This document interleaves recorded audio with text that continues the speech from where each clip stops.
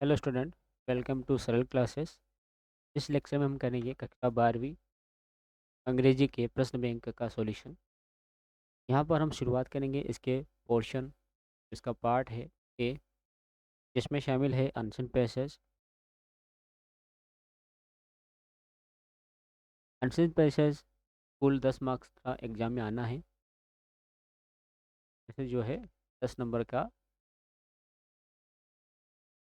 Exam में आएगा और 10 मार्क्स के आपको ऑब्जेक्टिव यहाँ पर देखने को मिलेंगे। ये 10 नंबर प्राप्त करना बहुत ही आसान है। आपको केवल जो अनसन पैसेज दिया रहेगा, क्योंकि इसका नाम ही क्या है, का नाम ही है अनसीन पैसेज। जो आपने नहीं पढ़ा है ऐसा पैसेज कोई आपको वहाँ पर देखने को मिलेगा, तो इसके लिए आपको केवल इसके प्रैक्टिस की ज़रूरत है कि किस प्रकार से आप इसके आंसर जो है फाइंड कर पाएँ। तो अनसीन पैसेज में आंसर फाइंड करने के लिए 10 में से 10 जो क्वेश्चन रहेंगे उसमें से 8 क्वेश्चन आपको ऐसे देखने को मिलेंगे जिनके जो आंसर है वो आपको अनसीन पैसेज जो पैसेज मिलेगा उसमें आपको पूरे एज इट इज़ मिल जाएंगे। केवल जो 2 क्वेश्चन रहेंगे उनके आंसर में आपको ग्रामेटिकल पोर्शन का यूज़ करना पड़ेगा। अदरवाइज 8 क्वेश्चन तो आप अनसीन पैसेज देखकर ही आसानी से पता कर सकते हैं। यहाँ पर देखिए, हम का सेक्शन ए शुरू कर रहे हैं जिसका नाम है रीडिंग रीडिंग कम्प्रहेंशन, यानी कि पढ़कर आपको आंसर देना है। प्रश्न इसी प्रकार से आएगा। क्वेश्चन नंबर ए आएगा, एक आएगा ये, read the following passages carefully. जो भी पैसेज दिया जाता है इसको आपको सावधानी पूर्वक पढ़ना है। And answer the questions given below them. और इसके जो आंसर है वो आपको देना है, जो कि क्वेश्चन इस पैसेज के बाद आपको दिए गए हैं। मैं आपको जो पहला पैसेज है इसको अच्छी तरह से पढ़ के बता रहा हूँ, बाकी आप खुद अपने अनुसार पैसेज को पढ़ेंगे और उनके जो आंसर है वो आपको मैं यहाँ पर प्रोवाइड करवा दूंगा। देखिए, the choices we make on a daily basis. जो चॉइस होती है वो हमारे दैनिक जीवन में काम आती है, जैसे कि वेयरिंग ए सीट बेल्ट लगाना ड्राइविंग के दौरान, लिफ्टिंग हैवी ऑब्जेक्ट करेक्टली, जो भी भारी वस्तुएं हैं उनको सावधानी पूर्वक से उठाना, और purposely staying out of any dangerous situation, और कभी कभार खतरनाक सिचुएशन परिस्थितियों से गुजरना या उनसे निकलना, वो भी आपको अच्छे से आना चाहिए। Can either ensure our safety और bring about potentially harmful circumstances. You and I need to make a decision that we are going to get our lives in order, exercising self control, self discipline, and establishing boundaries and border in our lives are some of the most important things we can do.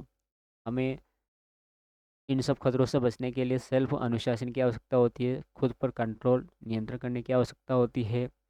कुछ ऐसी boundary बनाएं हम, उसके sir उसके दायरे में रहकर हम अपना जो भी काम है वो आसानी से कर पाएँ। A life without discipline is once that's filled with carelessness. जो अनुशासन है उसके बिना जीवन बिल्कुल या पूरी तरह से ही बर्बाद है। उसके बिना जीवन की कल्पना ही नहीं कर सकते हैं। We can think it's kind of as exciting to live life on the edge. इस प्रकार से आपको पूरा आंसर पैसेज पढ़ना है। अब हम यहाँ पर इसके जो क्वेश्चन है उनका आंसर प्राप्त कर लेते हैं कि इनके जो क्वेश्चन है उसका आंसर क्या होगा। तो आपको जो पूरा पैसेज है वो सावधानी पूर्वक पढ़ना है, फिर इनके आंसर आपको देना है। पहला जो पैसेज आएगा ये बहुत बड़ा आएगा और क्वेश्चन इसमें आपको 10 देखने को मिलेंगे। आप यहाँ देख सकते हैं, जब पहले पैसेज शुरू हुआ था और यहाँ पर आकर यहाँ इस तरफ ख़त्म हुआ है। ये लास्ट लाइन है इसकी, we are not all alike and we need to find a comfort zone in which we can enjoy our lives instead of making ourselves sick with an overload of stress and pressure। ये यहाँ तक इसकी last line है। तो आपको passage को सावधानी से पढ़ना है, ध्यानपूर्वक पढ़ना है और आंसर को इस पैसेज में से है। तो 10 में से 8 इसमें आपको मिल जाएंगे और 2 का जो आंसर है आपको ग्रामेटिकल पोर्शन यूज़ करके आपको देना है। पहला प्रश्न यहाँ पर है, इसमें दिया हुआ है, which of the characteristics are apt about the writer in the following context. I know I have limits and I have reached them. ये लाइन इस पैराग्राफ के अंदर आई है कि I know I have limits, मुझे पता है कि मेरी लिमिट्स क्या है, and that I have reached them, और मैं उसे पार सकता हूँ, but I am going to ignore them, परंतु मैं उसे इग्नोर कर देता हूँ, एंड सी इफ़, और मैं देखता हूँ how long I can get my with it, और मैं इसके साथ कितना समय तक रह सकता हूँ।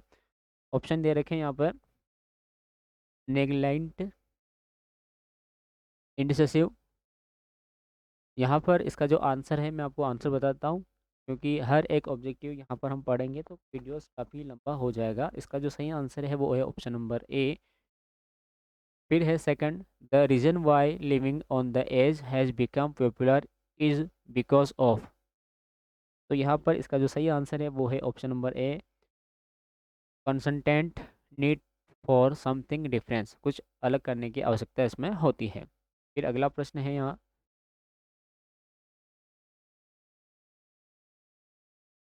थर्ड नंबर पे, the phrase potentially harmful circumstances refers to circumstances that can। हमने पैसेज पढ़ा था स्टार्टिंग में ही, इसका आंसर हमें मिल गया था बी, थर्ड नंबर वाला है इसका option right, B possibly dangerous. हो सके तो हमें जो खतरनाक वस्तुएं हैं या खतरनाक परिस्थितियां हैं उनसे बचना चाहिए। The author explains the importance of discipline and boundaries in our lives using the example of, एक दो एग्जाम्पल, कौन सा उदाहरण लेकर बताया था कि हमें जो अनुशासन है, डिसिप्लिन है, उसका पालन करना चाहिए। तो जो उदाहरण बताया था वो बताया था लाइन्स ऑन हाईवे, हाईवे पर लाइनें बनी रहती है, उन लाइनों का उदाहरण देकर इसमें बताया गया था कि हमें कुछ बाउंड्री रखना चाहिए और अनुशासित जीवन जीना चाहिए।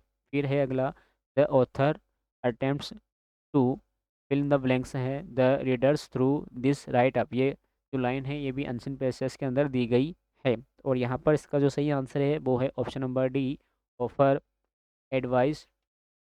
फिर अगला प्रश्न है, which of the following is the noun. अब ये नाउन जो क्वेश्चन है ये आपको ग्रामेटिकल पोर्शन में से आया है, from form of the word unsustainable. अब इसका आपको संज्ञावाचक शब्द लिखना, और शब्द संज्ञा में एबिलिटी लग जाता है, ऑप्शन नंबर सी इसका सही है। उसके बाद अगला प्रश्न है, what does the author mean when he says, जो लेखक है उसका मतलब क्या है कहने का कि to get our lives in order, हमें जो अपना जीवन है वो क्रम अनुसार व्यतीत करना चाहिए। तो इसका जो सही आंसर है वो है option number B, to organise our lives, हमें अपने जीवन को व्यवस्थित सुचारू रूप से चलाना चाहिए।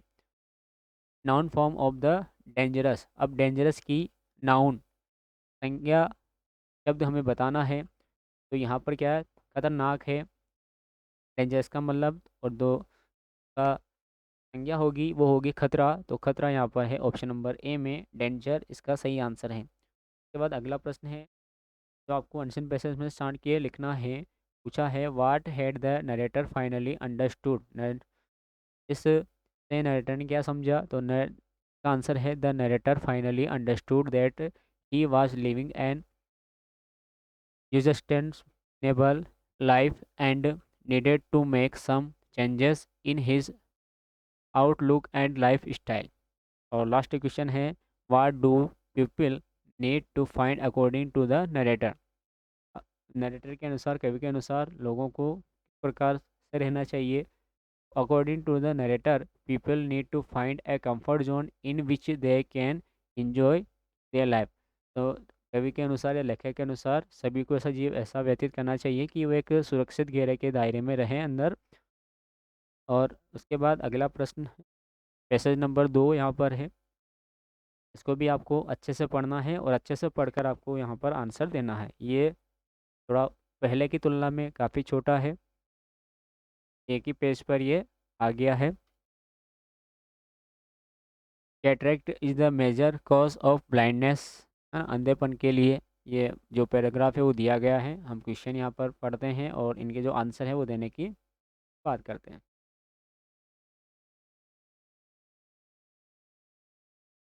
पहला प्रश्न, what is the major cause of blindness. देखिए पहले लाइन में हमने पढ़ा है कि इसका अंधेपन का कारण क्या है, तो ऑप्शन सी इसका सही हो जाएगा, कैटरेक्ट। फिर सेकंड है, why does the lens of eye become opaque in the old as.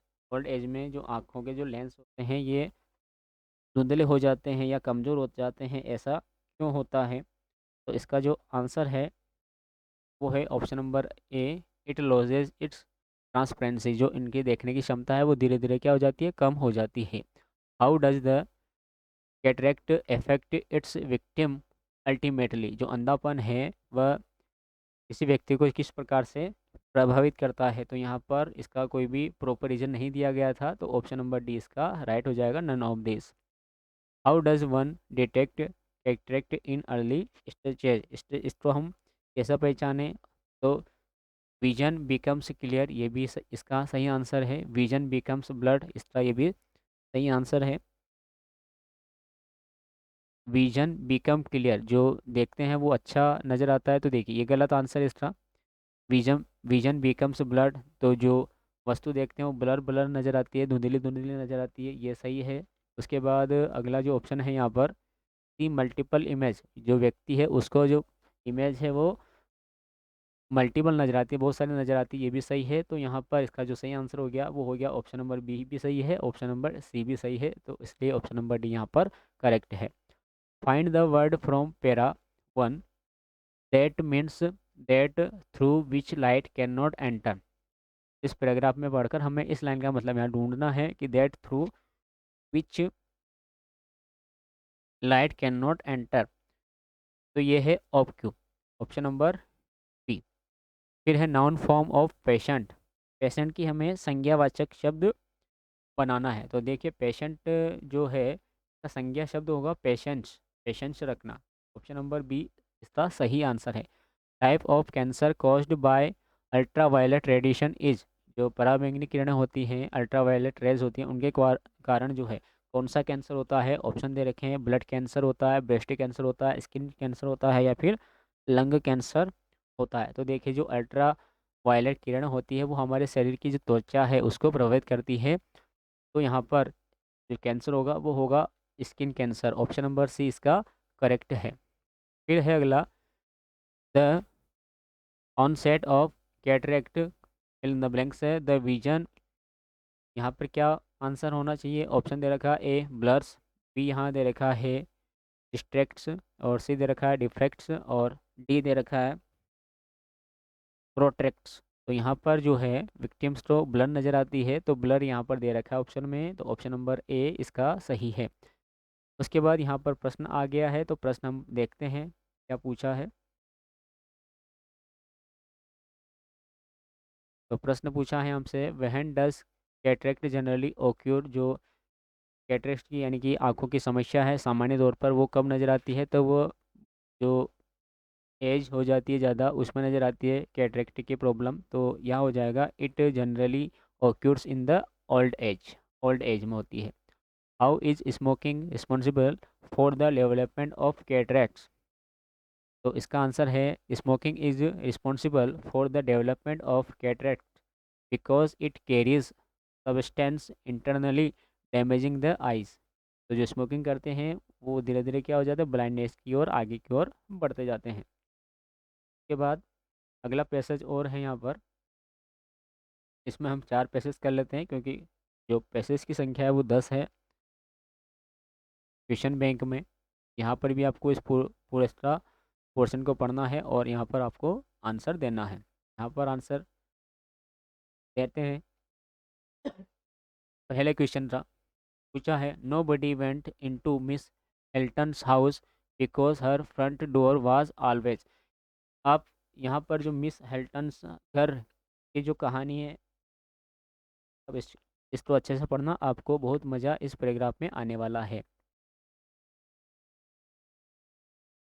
तो यहाँ पर Nobody went into Miss Hilton's house because her front door was always, मतलब यहाँ पूछा है कि कोई भी व्यक्ति जो मिस हिल्टन है उसके घर के अंदर नहीं जा सकता था, क्योंकि जो उसका मुख्य दरवाज़ा था वो हमेशा क्या होता था, तो वो हमेशा बंद रहता था, इस कारण से वह कोई भी व्यक्ति उसके अंदर प्रवेश नहीं कर पाता था। तो ऑप्शन नंबर ए यहाँ पर राइट हो जाएगा, locked. Her house had only two colours, उसके घर में केवल दो कलर थे। कितने कलर थे उसके घर में? केवल दो कलर थे। दो कलर कौन कौन से थे उसके घर के अंदर? तो उसके घर के अंदर जो कलर थे वो कलर थे ग्रे एंड ग्रीन। कलर कौन से थे वो? ग्रे एंड ग्रीन उसके कलर थे। उसके बाद अगला क्वेश्चन हम देखते हैं। The high iron fence did not let the boys get. अब यहाँ पर इसका जो सही आंसर है वो आंसर है एट द मैंगोस। क्या आंसर सही है इसका? इसका जो आंसर सही है वो है एट द मैंगोस। फिर है they never got it back if there, Khalistan दिया हुआ है, fell into her courtyard. अब यहाँ पर इसका जो सही आंसर है वो है क्रिकेट बॉल। क्या आंसर है? Cricket ball. फिर है the boys were ready to dislike the, boys जो है वो किसको नापसंद कर रहे थे? वो कर रहे थे उसके नए मकान मालिक को, तो यहाँ पर आ जाएगा न्यू ओनर्स। उसके बाद है one resident of the street always, फिर लिंक्स दिया हुआ है अबाउट देम, तो ये है कंप्लेंट। ऑप्शन नंबर 20 का राइट है। ये जो लाइन है आप पैराग्राफ में भी देख सकते हैं।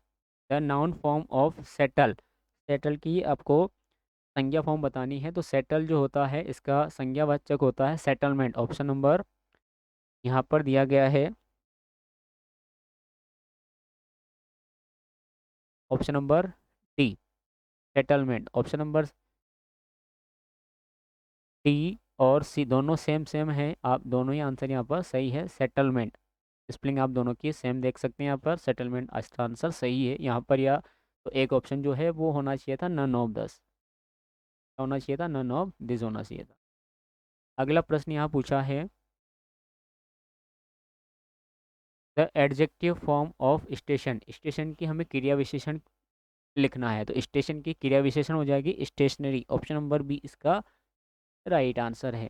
फिर है how were the new owners of Miss Hilton's house, तो जो मिस हिल्टन्स का जो हाउस है उसको जो नए ओनर ने खरीदा था वो दिखने में कैसा था? तो द प्रेटी वुमेन, वो अच्छी महिला थी। Her ugly husband and their pet dog, और उसके साथ जो है उसका पति और उसके जो पालतू कुत्ता है वो रहते थे। Whose house was put on sale, का घर बिकने के लिए पड़ा हुआ था, बंद था, तो ये था Miss Hilton's house was put on sale, sold. तो जो मिस हिल्टन्स का जो घर था वो बिकने के लिए पड़ा हुआ था या बिकने को तैयार था। इसके बाद अगला पैराग्राफ है यहाँ पर चौथा, कैच्ड बिहाइंड थिक, ये भी आपको अच्छे से पढ़ना है और उसके बाद इसके जो आंसर है वो आपको यहाँ पर देना है। तो हम यहाँ पर इसका जो आंसर है वो देते हैं। पहला प्रश्न यहाँ पर पूछा है the dancing girl belongs to, ये भी अच्छे कहानी दे रखी है पैसेज 4 में, इसको भी आप पढ़ सकते हैं, मज़ेदार कहानी है भी। तो जो डांसिंग गर्ल है वो कहाँ से बिलोंग कर रही थी? इसका जो सही आंसर है वो है मोहनजोदाड़ो। ऑप्शन नंबर ए इसका सही आंसर है। फिर है in the museum is kept among, तो जो है वो जो डांसिंग गर्ल थी वो कहाँ रखी गई थी? तो वो रखी गई थी टेराकोटा एनिमल्स में। कहाँ रखी गई थी? तो टेराकोटा एनिमल्स के बीच में रखी गई थी, यानी कि उनके मध्य में शामिल थी। Which information is not given in the passage, कौन सी जो कहा इंफॉर्मेशन जानकारी है वो पैसेज में नहीं दी गई है? तो नहीं दी है वो देखिए, the girl is caged behind the glass, ये फर्स्ट ऑप्शन में दिया गया है आपको वहाँ पर लाइन में। She is a rare artefact, ये भी दिया गया है। यहाँ पर जो नहीं दिया गया है वो option number D, she can not be rich discovered, ये नहीं दिया गया है। उसके बाद अगला है यहाँ पर ग्रेट एके हैज़ पावर बिकॉज, जो ग्रेट एके है उसकी महान शक्ति का जो कारण है वो क्या था? तो वो जो कारण था वो ऑप्शन नंबर ए इसका सही है, it appeals to us despite a passage of time. फिर अगला, the jewellery he wears consist of, इसका सही आंसर है bangles of shell. Option number A इसका सही है, बेंगल्स ऑफ द शेल। फिर है, शी रिमाइंड्स अस ऑफ, वह हमें क्या याद दिलाना चाह रही थी? तो यहाँ पर इसका जो सही आंसर है वो ऑप्शन नंबर डी है, of why museums of our country are exciting. फिर है, synonyms of word among in para first. Synonyms मतलब होता है पर्यायवाची शब्द, हमें समानार्थी शब्द ढूंढना है इस पैराग्राफ से। तो ये ग्रामेटिकल पोर्शन वाला क्वेश्चन है। अमंग का मतलब होता है बीच में। तो यहाँ पर कौन सा वर्ड सही है? तो यहाँ पर जो वर्ड सही है वो सही है यहाँ पर एमिड। ऑप्शन नंबर ए इसका सही आंसर है एमिड। फिर अगला प्रश्न है, फिर अगला प्रश्न यहाँ पर पूछा है कि antonyms of the word magnify. Magnify का आपको विलोम शब्द बताना है। मैग्नीफाई, मैग्नीफाई यानी कि होता है जूमिंग करना, उसको बढ़ाना। तो इसका जो विलोम शब्द होगा वो हो जाएगा कंप्रेस। Option number D. फिर है, what is the size of the dancing girl. जब हम पैराग्राफ पढ़ेंगे तो वहाँ पर हमें देखने को मिलेगा कि जो डांसिंग गर्ल थी उसकी जो साइज़ थी वो केवल 10 सेंटीमीटर थी। तो आंसर हो जाएगा, the size of dancing girl is 10 centimetre. What does the dancing girl speak of, इसका सही आंसर हो जाएगा, she speaks of the undoubted ever hopeful human spirit. तो इस प्रकार से ये जो चार अनशन पैसेज है उनका जो सॉल्यूशन है वो हमने यहाँ पर कंप्लीट कर लिया है।